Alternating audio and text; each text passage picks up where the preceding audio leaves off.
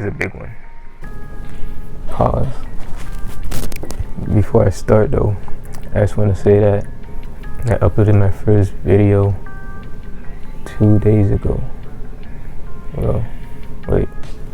Well, technically 3 days ago. It is approximately 12:15 a.m. So it's the next day, so you know. So it's 3 days ago. And I'm not gonna lie, I feel really happy about it, you know. I love them. And I say them because there's 2 up right now. Just seeing what I've created and how it can potentially help someone somehow, and I could like direct them somewhere, you know what I'm saying, in their direction, you know what I'm saying, gives me a very nice sensation. I definitely put a few views on them, but I guess this information kind of also gives you an insight on how creating these videos work. Because if this is my 10th video and I uploaded my first video 3 days ago, then it doesn't add up, right? As a creator, you kind of already gotta have ideas ready to create, ready to execute. But this isn't a how to be a creator video. I just wanted to express the gratitude that I felt or am feeling to be able to make these videos and hopefully help someone somewhere. Back to the regular scheduled programming. How can you tell for yourself that everything is just in motion? Like it's just moving. For example, say you're going to the bathroom, right? You're not thinking, oh, I'm gonna turn this knob. Pause. Then I'm going to turn the light on. Then I'm going to blah blah blah, you know. But instead, we do those on autopilot. But the question arises, when we're on autopilot, where are we at? You get me? You see me? So I guess you could say like, okay, we're in our heads, right? Right? Yeah. Like where else would we be? You know what I'm saying? So if we're in our heads, who's in our body on autopilot? You keeping up there, champ? So either everything's in motion or we're getting possessed. So consciousness is where we start talking about the self. Now, there are 2 selves. The self, you got the self right here, and the illusory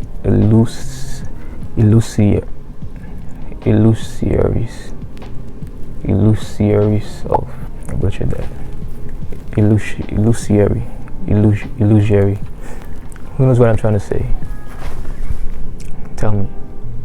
Illusory self, right? I'll put the definition up somewhere. It's crazy. What should I call it?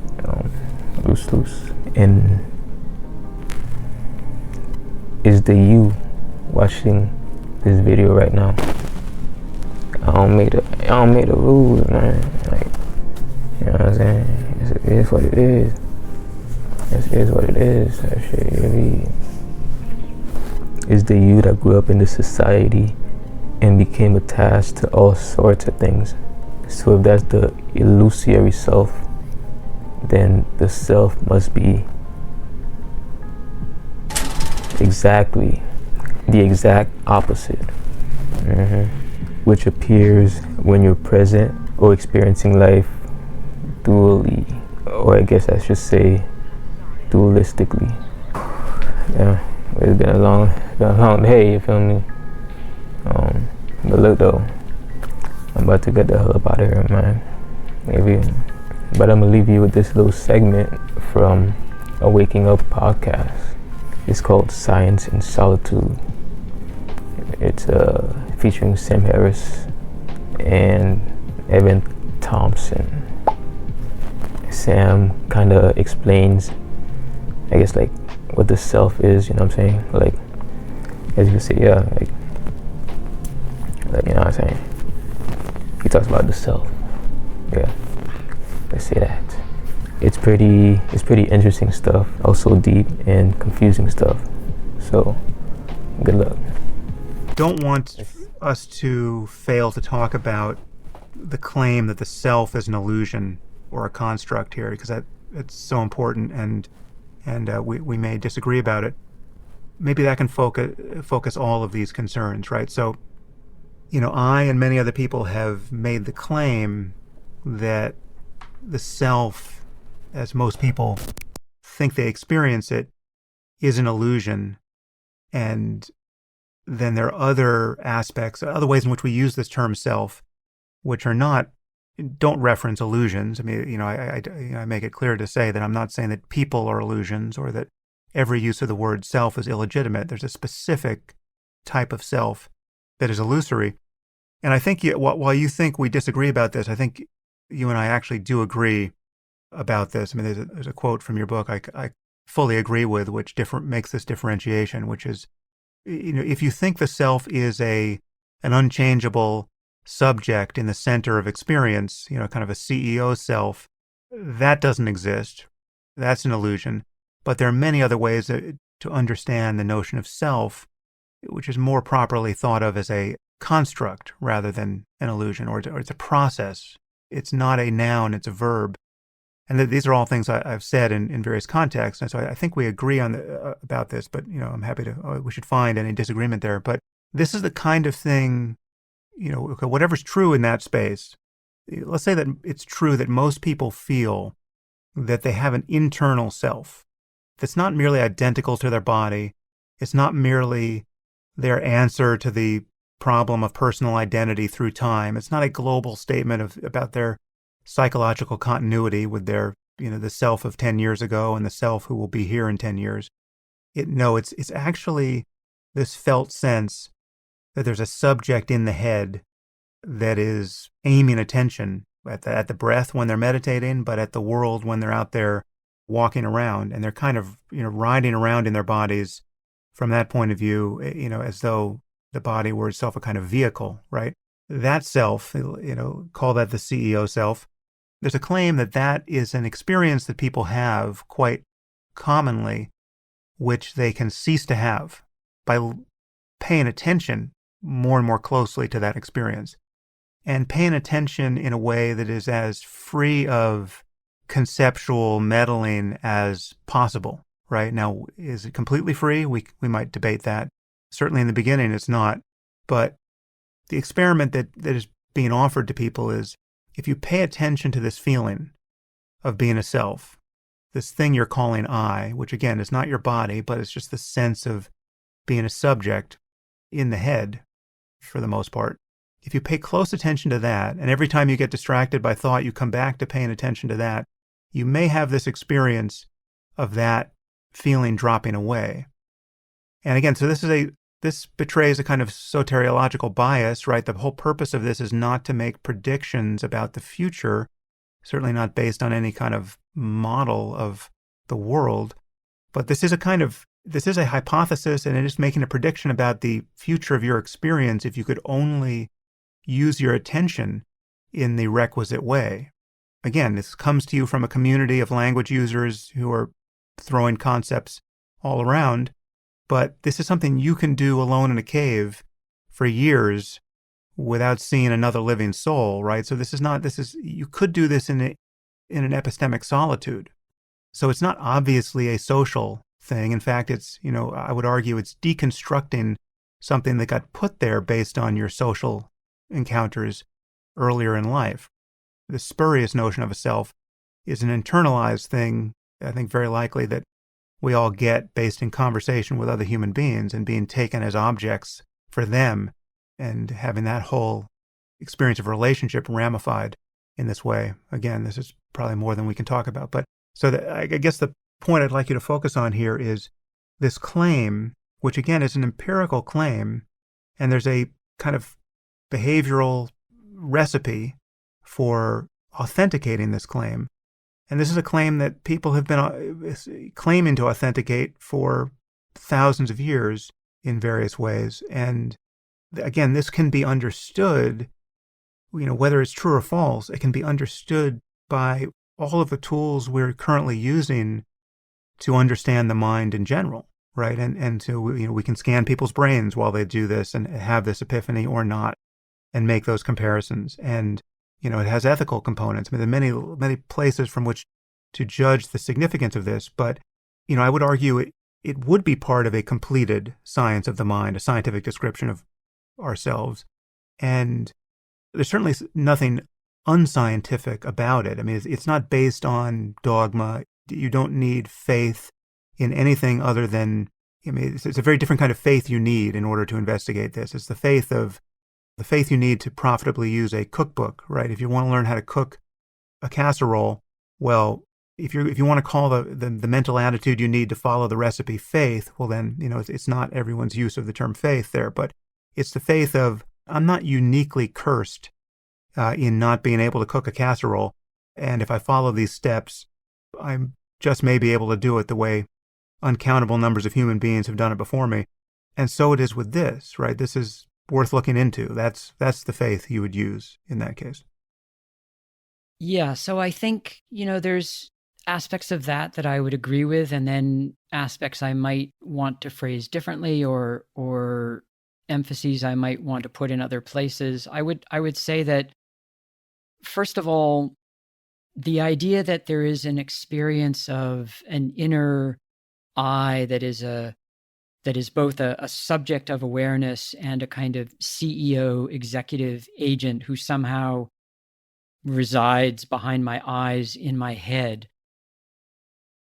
I do acknowledge or recognize that is an experience that people have. I'm not sure actually how widespread that is, and I'm not sure, described that way, how culturally specific it is. So that would actually be something one would need to investigate.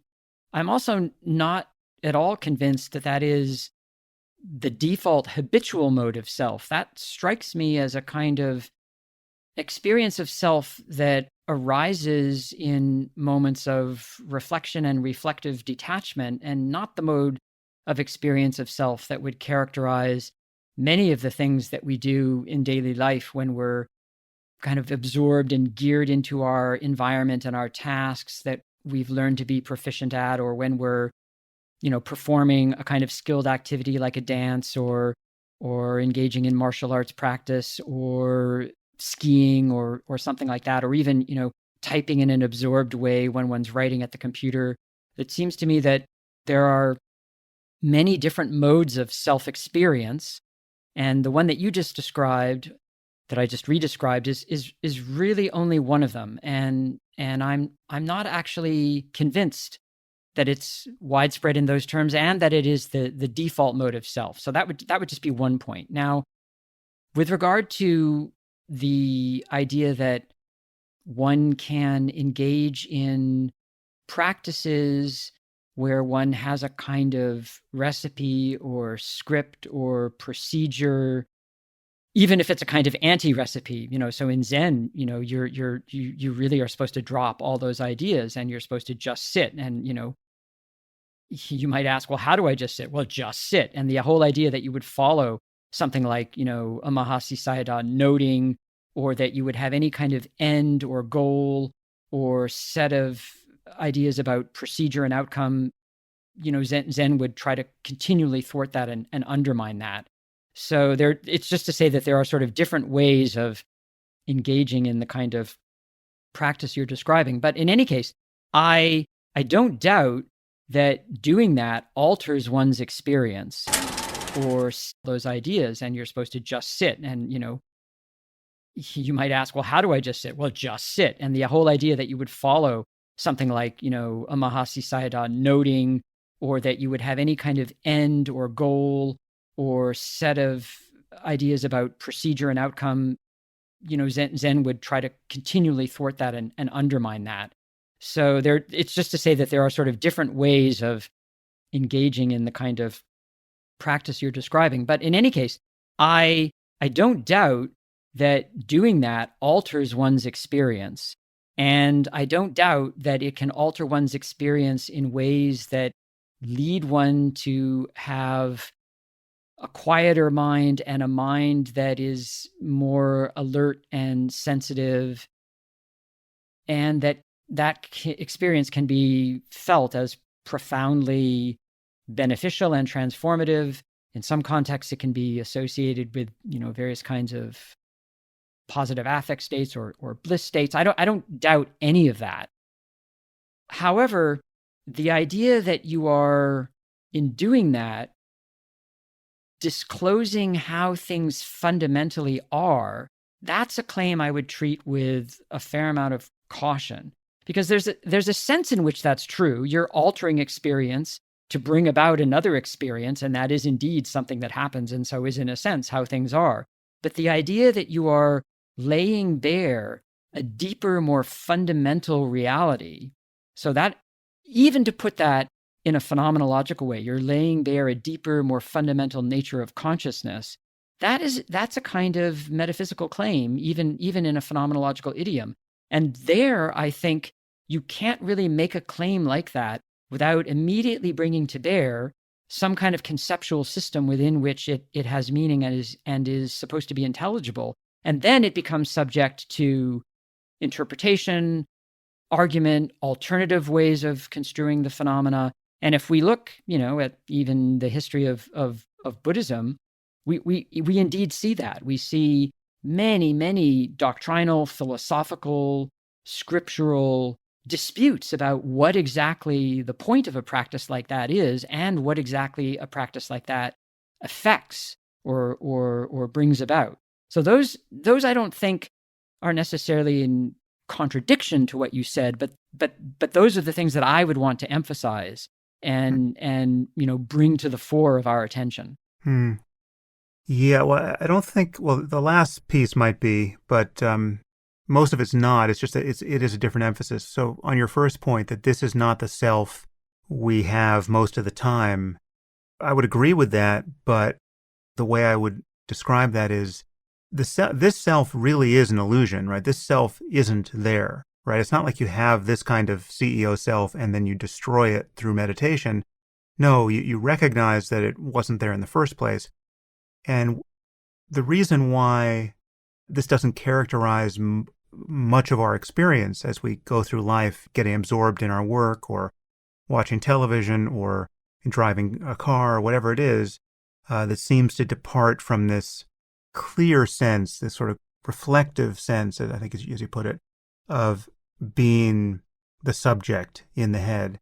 The reason why that seems to vanish much of the time is, one, it's not actually there, and our attention gets diverted to other things, and the difference between that experience and the experience of meditation is that we don't have the metacognitive skill in those moments to recognize that this feeling of self has dropped away. So I would agree with you that it's being interrupted. This thing I'm calling the illusory self, it is being interrupted all the time by our fixating on experience in various ways. We literally have the phrase that captures this: we need to get lost in one's work, right? What is getting lost? Well, it's this very thing, among other things perhaps, or flow experiences, which people have, seem to be characterized by this sense that you're no longer on the edge of the experience looking in, or, looking over one's own shoulder, abstracted away from experience and just kind of appropriating experience from a position outside experience. No, there's this unity of experiencer and experiencer, or dancer and the dance, right? And those are incredibly pleasurable moments, and they seem to happen haphazardly to most people.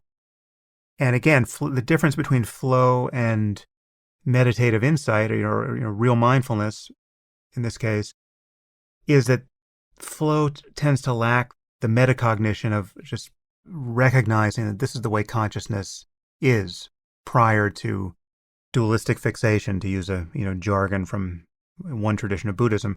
So yes, that's how I would account for that difference. But the person you can talk to when you're talking about the project of paying explicit attention to experience is the person, certainly most of the time, who feels like the thinker of their thoughts, the experiencer of their experience. People tend not to feel merely identical to experience, as a matter of their own, phenomenology.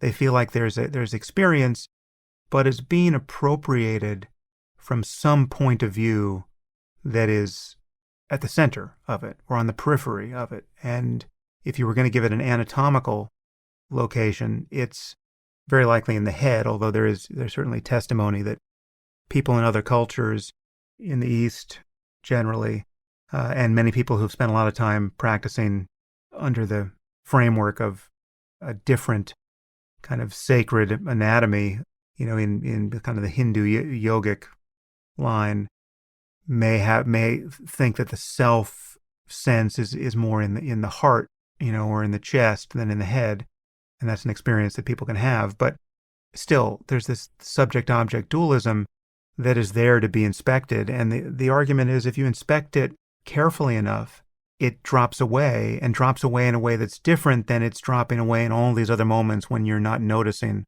really what you're about because you're watching television or lost in your work or reacting to something out in the world. I mean, this is not all of Buddhism, certainly, but it's one of these minimal exports that it's so clearly described within certain parts of Buddhism that it's just not an accident that people like me and many of the people who are studying meditation in the lab now have seized upon this as, of real interest and utility, right? And there are many things in spiritual contemplative traditions that have not been seized upon with quite the same interest because they're obviously ideas that, belong in the Iron Age, right? And can't really be ported in the same way to a secular scientific project of understanding the mind. Yeah, so I think focusing in on this idea of a subject-object dichotomy or structure in experience is a useful way or helpful version for thinking about this issue of self, because the word self is used in so many different ways in so many different contexts. The idea that there are certain practices, contemplative practices, in which the subject-object structure drops away, I don't doubt that. I think that there are other experiences in which the subject-object structure drops away, other kinds of practices in which the subject-object structure drops away. They tend to be very skilled performances, although not always actually just skilled performances, but people who are accomplished in, playing the violin or in dancing or in martial arts or in, one or another kind of athletic activity, I think often have that experience of the subject-object structure dropping away. Now, the idea that in meditation, what's different is that there's a certain kind of metacognitive functioning or capacity that's present that isn't present in these other cases. That may or may not be true. I would treat that as, a claim that needs to be investigated by psychology. And you'd have to look at, different levels of accomplishment in these different types of disciplines. And then for that matter, some, modes of artistic practice are heavily influenced and conditioned by contemplative frameworks. So there's going to be, intermixing between them. The idea that when the subject-object structure drops away, that you're revealing awareness as it is in itself. Now, that seems to me to be a problematic claim just philosophically, because when something drops away and something else is left, well, what's left is not dependent on what dropped away, obviously. Whether it's awareness in itself, there's different ways to construe that. One might be, okay, so you can induce a more minimal form of awareness that takes offline, as it were, the aspects of the cognitive functioning that have to do with the subject-object structure. That's one way of putting it. I think I'm pretty convinced that can happen. The idea that you're revealing awareness in itself in a way that's described, say, in the Buddhist tradition is a more complicated matter, because there,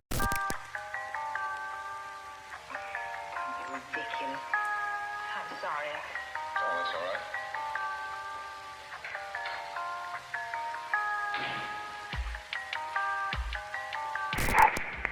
So, real quick before I go, I believe in this video. I said I was jamming, right? You're gonna see what I meant by that. So, be on the lookout for